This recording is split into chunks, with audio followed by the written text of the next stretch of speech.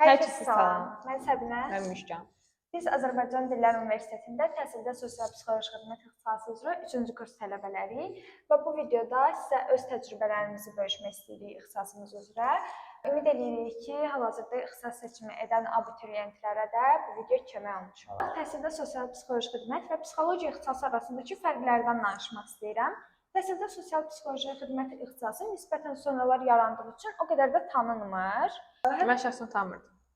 Düşünürlər ki, bu ixtisası bitirənlər ancaq məktəbdə psixoloq işləyə bilərlər, amma bu belə deyil.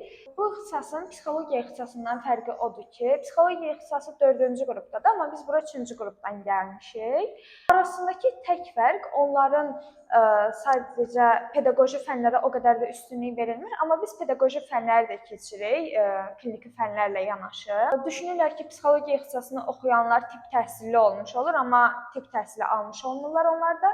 Mən məsələn bu ixtisası bilmirdim və düşünürdüm ki, psixologiyanı bəlkə xaricdə oxuyaram. Çünki deyirdim 3-cü qrupam psixologiya ixtisası, yəni olsa belə hər halda ancaq məktəbdə psixoloq işləyə bilərəm. Amma sonra mən öyrəndim, araşdırdım, bildim ki, əslində magistrla öz ixtisasımı artırıb böyüklərlə ya da yeniyetmələrlə seans keçə bilərəm. Sadəcə uşaqlardan, yəni limitli deyil bu. Əslində 4-cü qruplar biraz linçləyir ki, 3-cü qrupdakılar psixoloqdur və s. amma heç bir fərq olmur. Siz də eyni yerdə işləyirsiniz onlarla. Yəni heç birinin bir üstünlüyü yoxdur demək olar ki. Düzdür, onlar daha çox balla qəbul olurlar. Amma nəticə olaraq ikimiz də eyni yerdə olmuş oluruq. Mən də xəstəxanada işləyə bilərəm, o da. Düzdür. Və psixologiya ilə psixiatriya ixtisası arasındakı fərqlərdən danışım. Psixiatriya ixtisası artıq psixologiya ixtisasından fərqli olaraq tibb təhsili sayılır. Siz həkim adlanırsınız o ixtisası bitirəndə və psixoloqlardan fərqiniz o olur ki, siz psixiatr olanda artıq diaqnoz qoya bilirsiniz, resept yaza bilirsiniz, dərmanlar yaza bilirsiniz. Artıq siz 6 illik təhsili bitirmiş psixiatr sayılırsınız.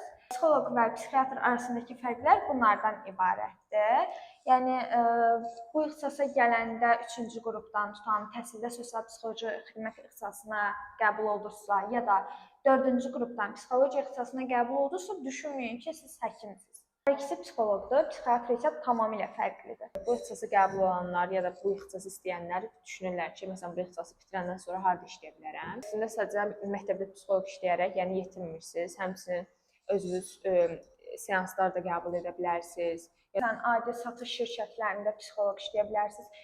İnsanlarla işləyən hər bir sahədə ola bilərsiniz. Universitetdə müəllim olaraq da işləyə bilərsiniz, məktəbdə psixoloq olaraq da işləyə bilərsiniz. Yəni bu özünüzü inkişaf elətdirməyə baxır bir növ.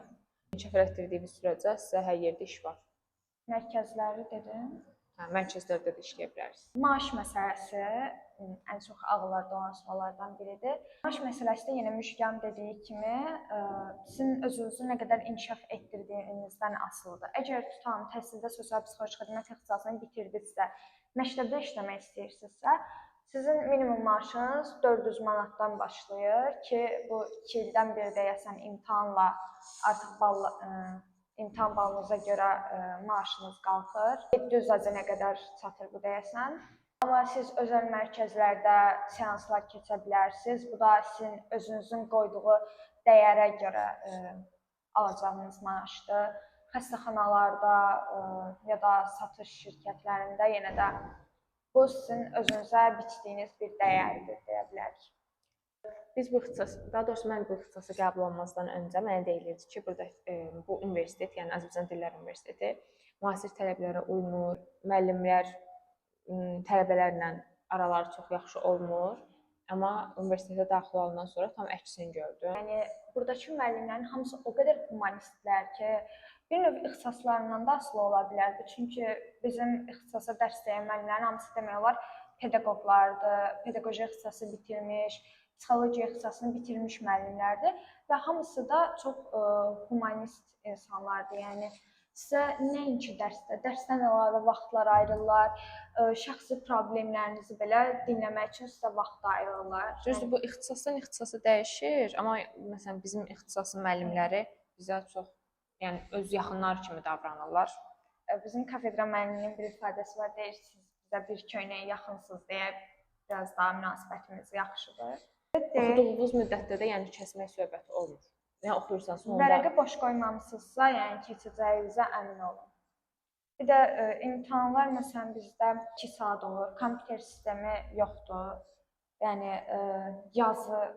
yazılı olur imtahan 2 saat müddətində. mülk müdafiə şifahi olmuşdu. Hə. Bir də ingilis dili imtahanınız praktiki olur. Yəni tapşırıqlar olur, onları yazıb təhvil verirsiniz. İmtahanda yəni kamera olsun falan belə şeylər yoxdur, amma nəzarətçilər yəni sizi boş buraxmırlar, köçürmə qətiyyən olmur.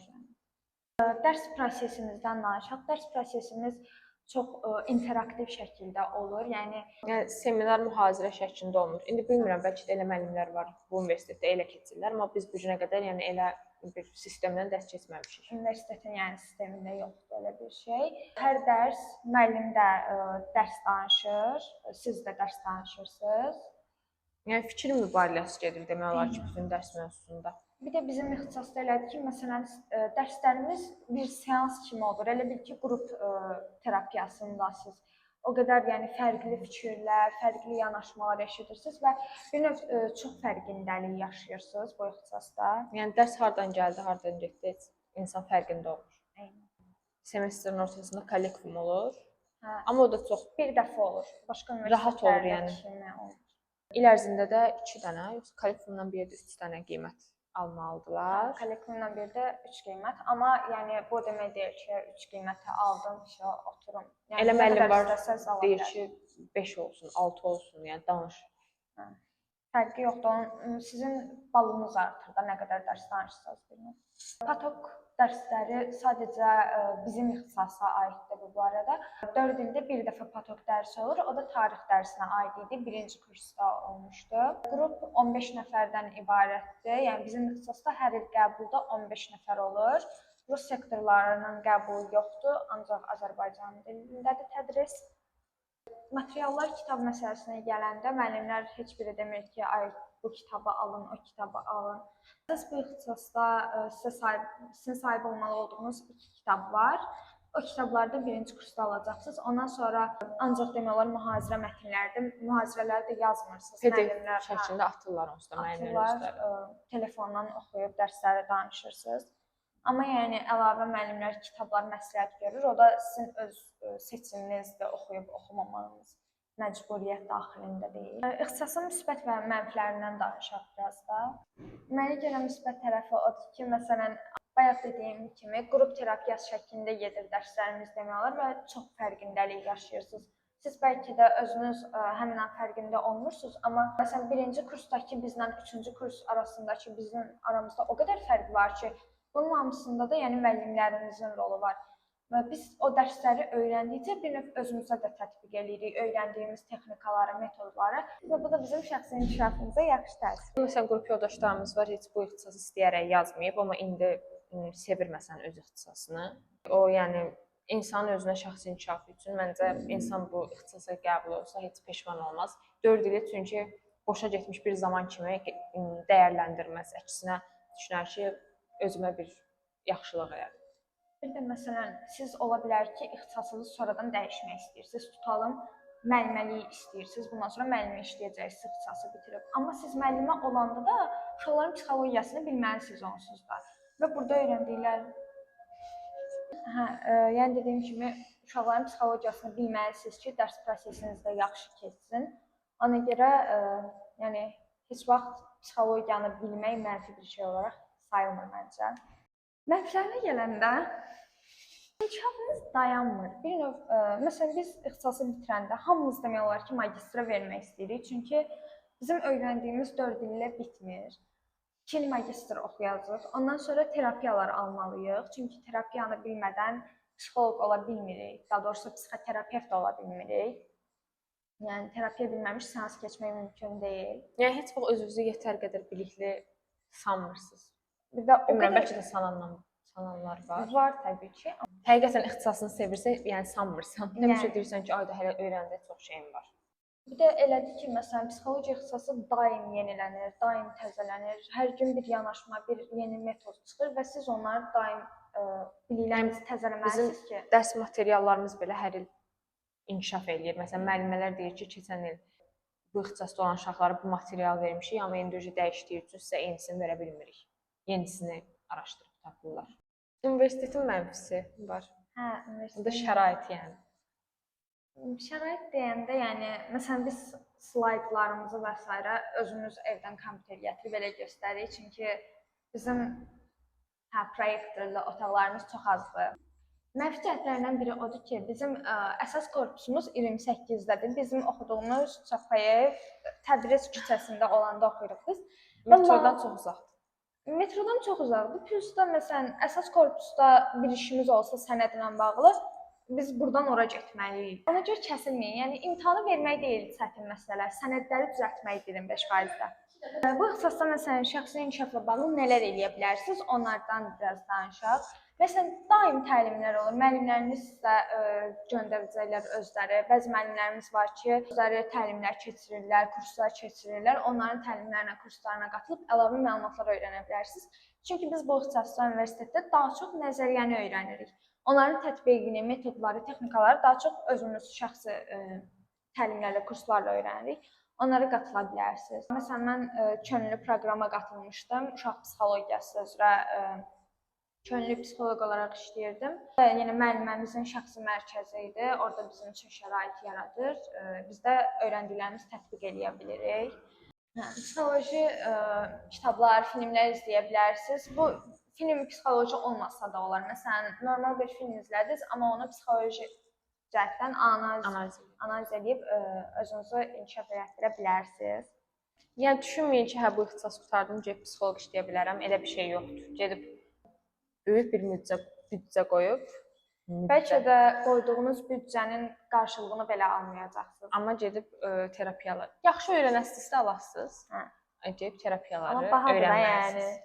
Müsbət cəhətlərindən biri də odur ki, bu ixtisasın. Məsələn, sizə edilən bir şeyi özünüzdə şəxsi olaraq algılamayacaqsınız. Məsələn, sizə biri kobud bir ifadə işlədir, artıq siz bunu özünüzə qarşı şəxsi algılamayacaqsınız. Biləcəksiniz ki, onun öz problemidir, sizə proyeksiya eləyir, sizə yansıdır bunu. Yəni, buna görə də işiniz biraz rahat olacaq. Yəni, təsir eləməyəcək bir çox şey artıq. Düşünəsiniz ki, bu mənlə əlaqədar deyil, qarşımdakı ilə əlaqədar bir şeydir. O öz problemini həll eləməlidir. Mənlə bağlı bir problem deyil. Daha sonra insanları analiz eləməyə başlayasınız. Özünüz də istəmədən. Yəni qabağınızdakı heç tanımırsınız, danışır. Bir də görəsiniz, onu düşünürsünüz ki, ayda görürsən bu niyə belə eləyir? Görürsən bu hansı travması ilə əlaqədardır? Görürsən uşaqda bu nə yaşayıb ki, indi belə davranır? Mənə nəsə eləyir, mən belə diaqnoz qoymaya çalışıram. Ay, bir gün falan pozuntudadır. Amma yəni diaqnoz qoya bilmirik ya. Yəni elə bir səlahiyyətimiz yoxdur. Yəni də indi öz aramızda uşaq. Ümid edirik ki, videomuz sizin üçün faydalı oldu. Bizi izləməkdən sıxılmadınız. Əgər əlavə suallarınız olarsa və ya video üçün önəriniz varsa verə bilərsiniz. Ümid edirik ki, bu ixtisasda işləməyi, fəaliyyət göstərmək istəyən hər kəs üçün faydalı bir video oldu. Sağ olun. Sağ olun.